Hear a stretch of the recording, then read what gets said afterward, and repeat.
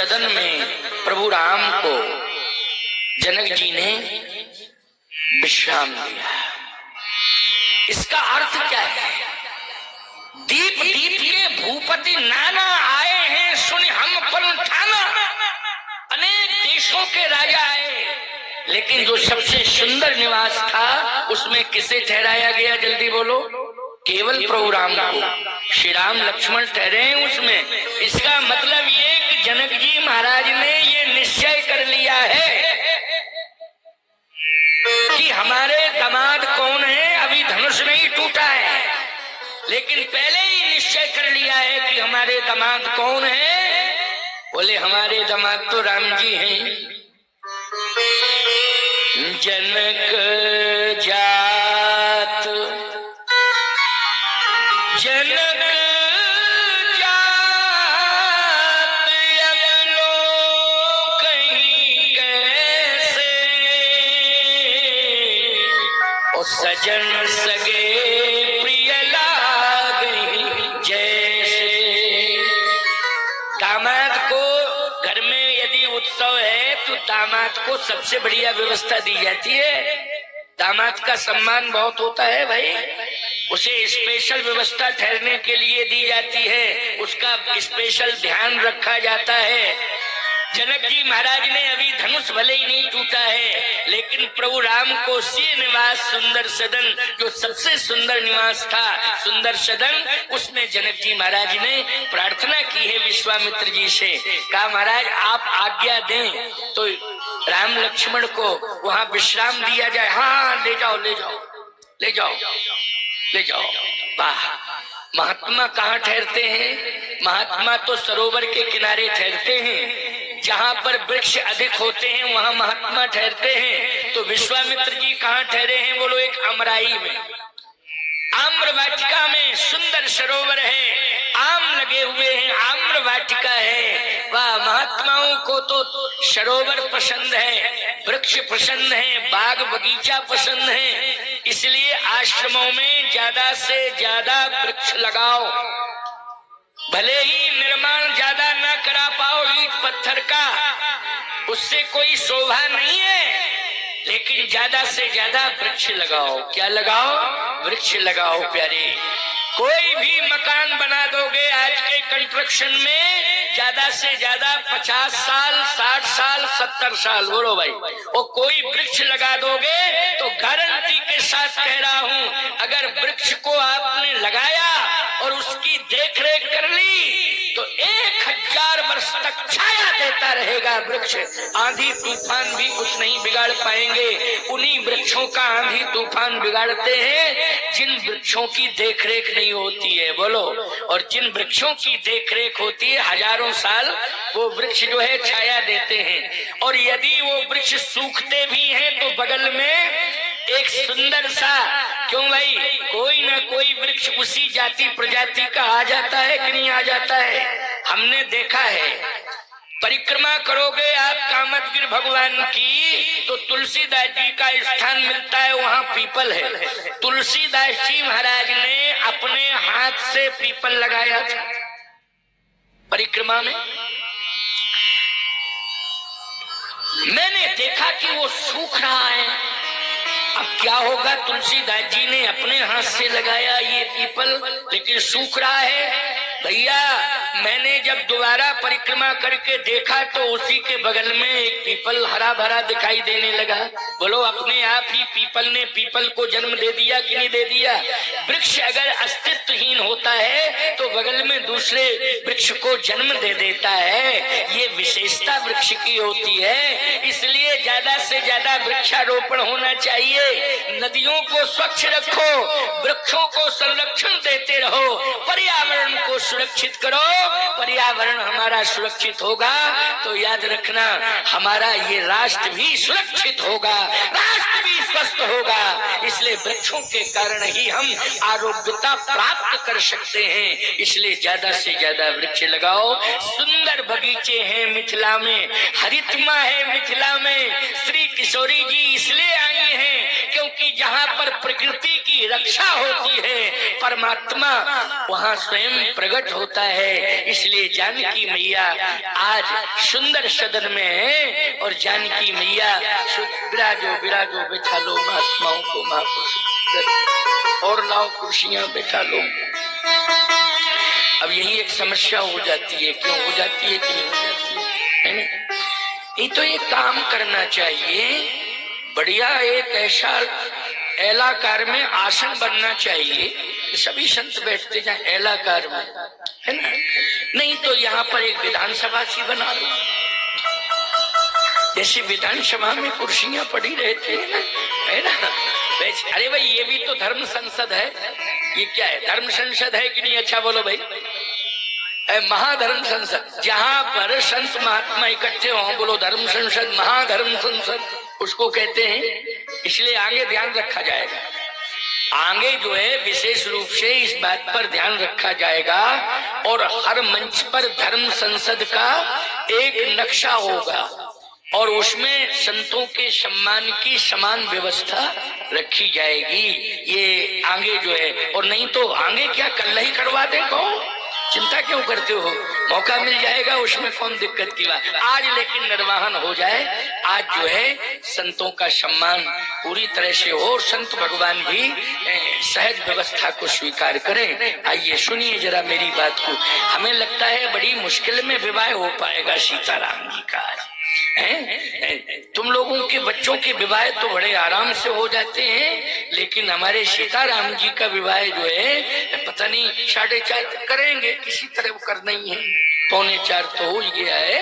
लेकिन आइए सुनते जाइए, बहुत अच्छी बात। चलो हम लोग धनुष मक्षाला पर थोड़ा ध्यान देते हैं। कहाँ धनुष मक्षाला? धनुष मक्षाला, धनुष मक्षाला में धनुष रखा हुआ है। ये धनुष का नाम क्या है? बोले पिना। अच्छा, दूसरी पहचान क्या है धनुष की?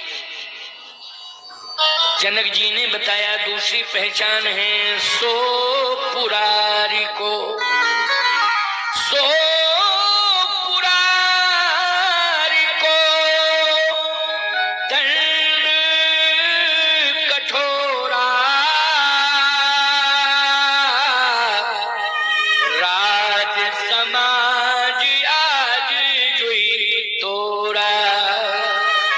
त्रिभुवन जय समेत वैदेही, बिनहि विचार बरे हठ तेहि।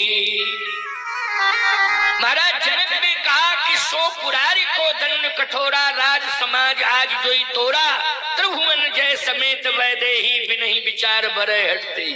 जो भगवान शंकर के प्रचंड धनुष का खंडन करेगा, मैं अपनी बेटी का विवाह उसी के साथ कर दूंगा बिना ही विचार। ये धनुष आज रखा हुआ है।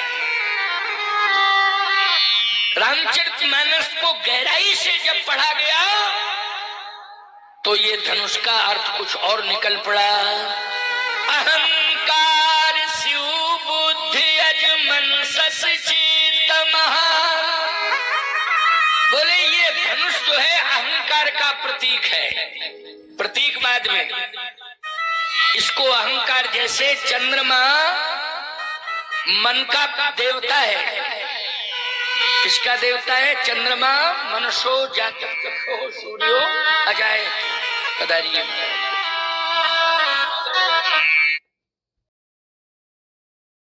अहंकार शिव बुद्धि अज मन सि चित्त महा। अहंकार का प्रतीक कौन है? बोले धनुष। अहंकार का प्रतीक क्यों है धनुष? क्योंकि अहंकार के देवता कौन है? बोले भगवान शंकर। बुद्धि के देवता कौन है? बोले ब्रह्मा। और मन के देवता कौन है? चंद्रमा। तो ये भगवान शिव का धनुष है।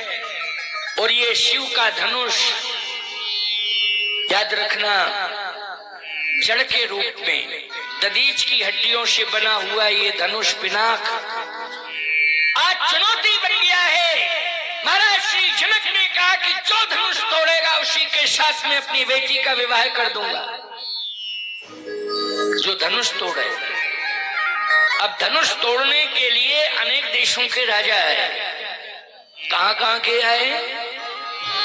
बोले दीप दीप के भूपति नाना आए हैं सुनी हम पनठाना। अनेक देशों के राजा है। राजाओं के बैठने की व्यवस्था है। वहां आए राजा तो बैठ गए सब। जनक जी ने कहा बैठिए बैठिए बैठिए। सबसे हाथ जोड़ के कहा बैठिए बैठिए बैठिए। अब जनक जी महाराज कह रहे बैठिए बैठिए बैठिए, लेकिन इस पर भी तो विचार होना चाहिए। एक राजा 90 साल का बूढ़ा आ गया। जनक जी ने कहा बैठिए। अब सीता जी की आयु बहुत छोटी है और विवाह में ईमानदारी के साथ बताओ उम्र पर विशेष विचार किया जाता है कि नहीं किया जाता है? भले ही कोई कलेक्टर हो बन गया हो, लेकिन अगर उसकी उम्र ज्यादा हो जाती है तो कोई भी समझदार व्यक्ति अपनी बेटी की शादी करना पसंद नहीं करता है। वो लोग करता है क्या? कोई भी योग्य व्यक्ति राष्ट्रपति बन सकता है, लेकिन उम्र निकलने के बाद किसी नारी का पति नहीं बन सकता है। उम्र निकलने के बाद। और यदि ऐसा होता है तो याद रखना समाज उसे सराहता नहीं है। समाज में अपयश होने लगता है। होने लगता है कि नहीं? बोलो भाई, ये गलत है। इस तरह नहीं होना चाहिए। बैर प्रीति विवाह है, ये समझिशु कीजिए। विवाह बराबरी वाले के साथ किया जाता है। ज्यादा से ज्यादा साल 2 साल का अंतर होता है। अरे भाई, आपकी बेटी 20 वर्ष की है तो ज्यादा से ज्यादा 22-24 साल का दामाद खोज लोगे। क्यों भाई? इतना ही तो अंतर। अगर आपकी बेटी 24 साल की है तो 26-27 साल 28 साल का दामाद खोजोगे। लेकिन आपकी बेटी 18 साल की है, वो 58 साल का दामाद खोजो तो ईमानदारी के साथ बताओ गालियां सुनने को मिलेंगी कि नहीं मिलेंगी? हैं? लोग रसगुल्ला भी खाएंगे और कहेंगे नालायक है, देखो ऐसा कर बैठा, देखो क्या उम्र भी नहीं मिलाई उसने। कम से कम उम्र तो देखना चाहिए था। करने लगते हैं लोग। इसलिए वैर प्रीति विवाह है, ये समझिशु कीजिए। और एक बात का ध्यान रखो, कभी भी ये मन में मत लाना भाग्य है, प्रारब्ध है, संस्कार है। ब्रह्मा की चुनौती को स्वीकार करना चाहिए, लेकिन इसमें शरीकत करने की आवश्यकता नहीं है।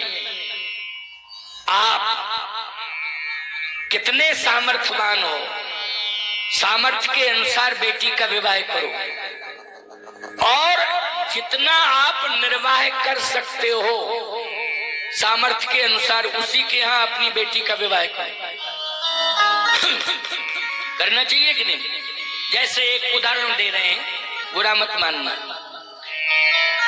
यदि किसी के यहाँ मूंगफली बेची जाती है तो मूंगफली बेचने वाला व्यक्ति अरबपति खरबपति के यहाँ करेगा शादी?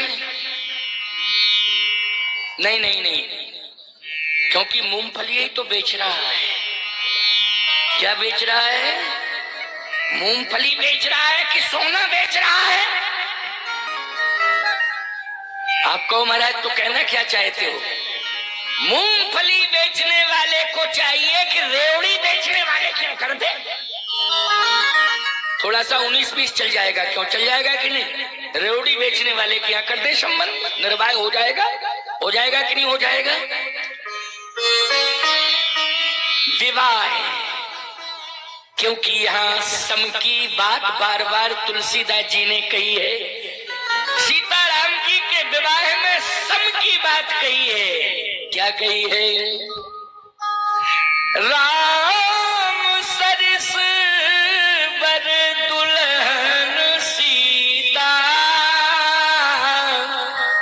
समधी दशरथ जनक पुनीता।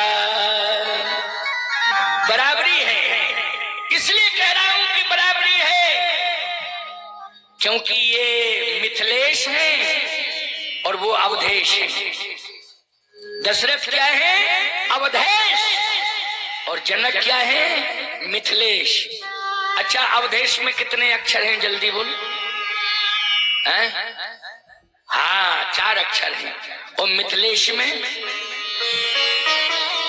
बोलो हैं 4 अक्षर के नहीं? हम समधी समधी का मिलान कर रहे हैं। जरा रामन पहले समधी समधी का मिलान तो कर दे, तब तो शादी करवावे। और जब समधी समधी का मिलान नहीं होगा तो फायदा क्या है शादी कराने से?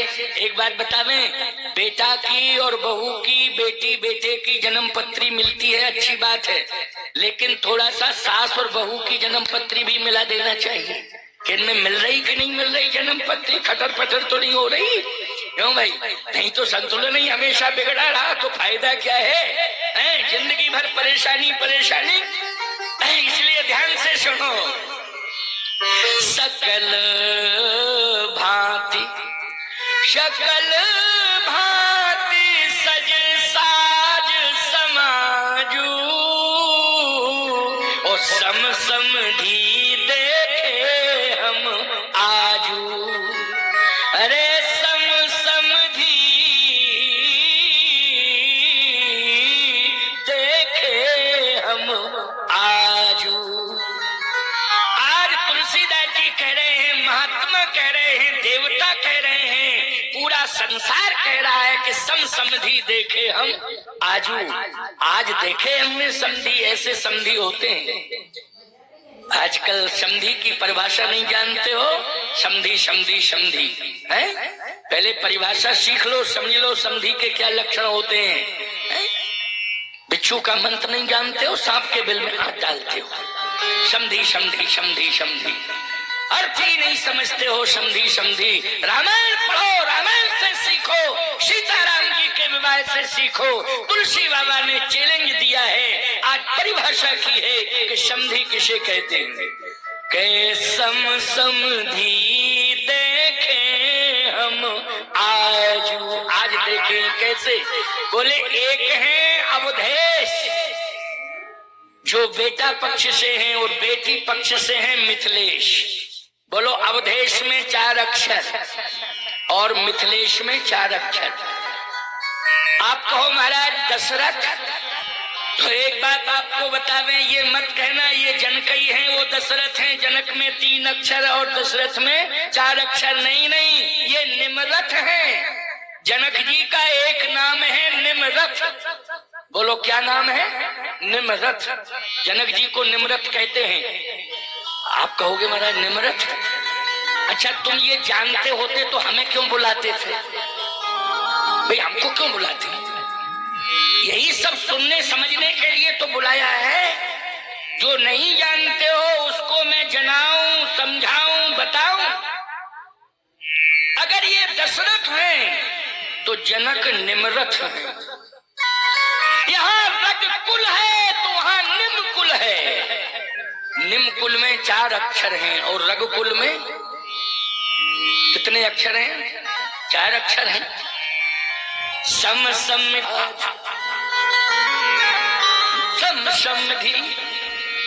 रघु कुल निम कुश मिथिलेश दशरथ निमरथ। आप कहो राजधानी कहाँ है? बोले दशरथ जी की राजधानी है अवधपुरी। 5 अक्षर। तो जनक जी की राजधानी है।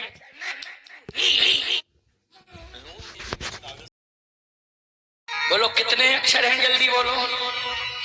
सकल भांति सज साज समाजू और सम समधी देखे आज। सम समधी देखे हम आज। बोलो भाई बराबरी है कि नहीं? अब ज्ञान की बात आ जावे जरा। भाई किसका ज्ञान बड़ा, किसका ज्ञान छोटा? अवधपुरी रघुकुल मणि राऊ, वेद विदित तहि दशरथ नाऊ। वेदो दशरथो नृपः, दशरथ जी महाराज वेद हैं। आपको तो जनक जी जहां सुज्ञान रवि, वेद को भी ज्ञान का सूर्य कहा जाता है और जनक जी को भी ज्ञान का सूर्य कहा जाता है। जहां सुज्ञान रवि भवन सिनाशा, बचन किरण मुनि कमल विकासा। सम समधि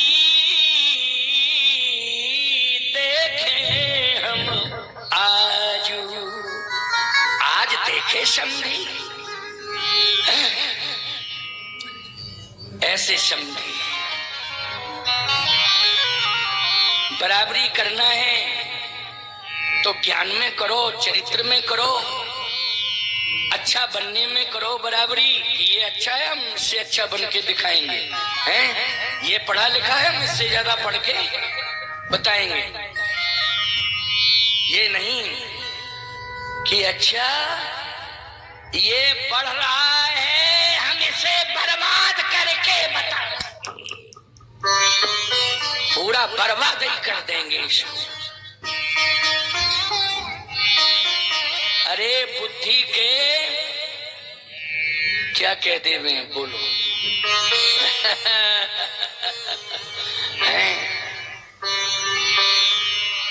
याद रखना, बर्बादी मत करो। ये बुद्धि तुम्हें धिक्कारेगी, ये बार बार कोसेगी कि हम किस मानव की खोपड़ी में आ गए हैं। इसने तो जगह जगह मेरा अपमान ही करा दिया। बोलो भाई, अपमान जगह जगह करा दिया है। बुद्धि कोसेगी, याद रखो। इसलिए मैं कहना चाहता हूं, किसी को मिटाने में अपनी बुद्धि मत लगाओ, मिटाने में बुद्धि मत लगाओ। किसी को अगर तुम कुछ दे नहीं सकते हो तो छीनो मत किसी का, तुम्हें अधिकार नहीं है। आज जनक और दशरथ गजब की प्रतिभा है, ऐसा सुंदर व्यक्तित्व। आज सम समधि देखे हम आजू,